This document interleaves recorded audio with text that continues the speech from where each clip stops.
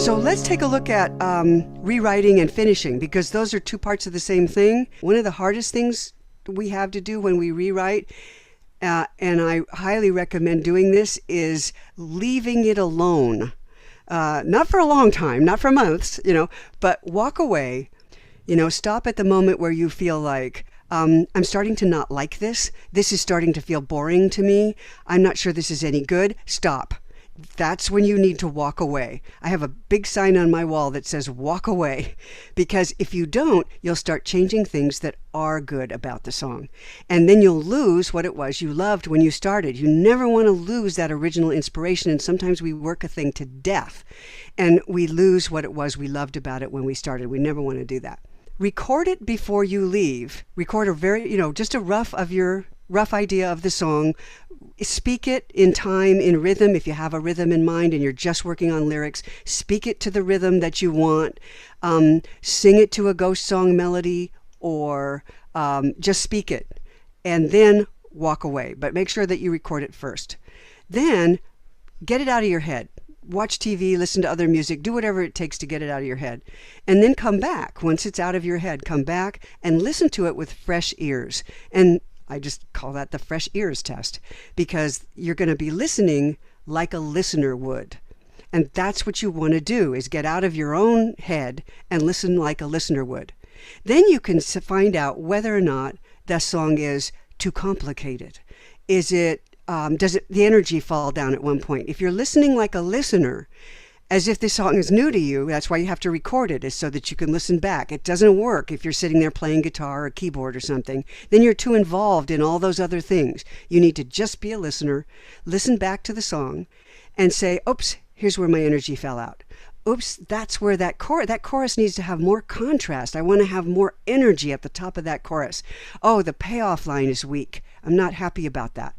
Make a list, literally write things down, make a list as you go through listening to the song, and then make the changes that are on your list, record it, walk away, and come back with fresh ears. That process will allow you to listen to the song the way listeners are going to hear it eventually, and hear the things that listeners will be reacting to. That's why it's also a good thing to bring it to something like this, to get feedback from outside people who haven't heard it before. But you have to be able to fake that yourself, because you can't always get to a group in time, and you want to keep writing and you want to keep the flow going. So the fresh ears test is a great way to rewrite. And the other trick of rewriting is to never tell yourself that's bad. Don't let your inner critic get away with that. Whatever you wrote because you liked it. Honor that and say, let me see if I can beat that. Let me see if I can write something better than that. And if you write something better and you go, oh, I like that better, then it's really easy to throw out the old stuff.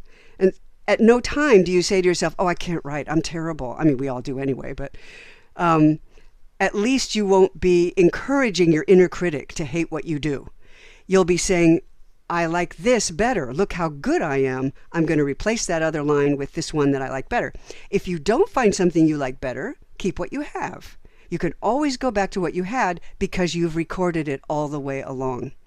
So that's a great process for rewriting. Once you have a first draft done that comes out of your inspiration, or it's whatever you liked that first day, then you right away, as soon as you start going into your second draft, that process of the fresh ears test, walk away, come back, make a list, make changes, walk away, come back, make a list, make changes.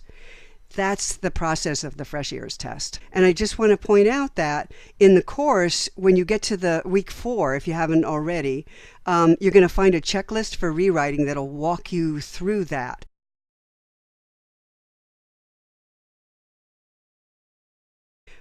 A lot of times the reason we can't finish songs is because we don't know what we're writing about. That first verse just came out, it was completely inspired, you wrote it down and went, oh, I love that, and you have no idea what it's about.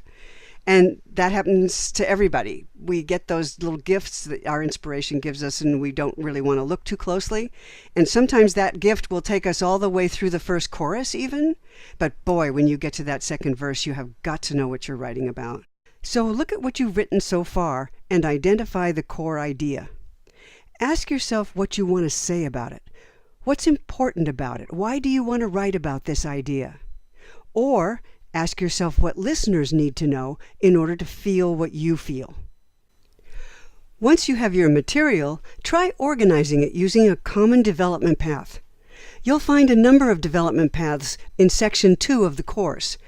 Or you can listen to some of your favorite hit songs to see how they developed their idea from the beginning to the end of the lyric. That should help you get those songs finished.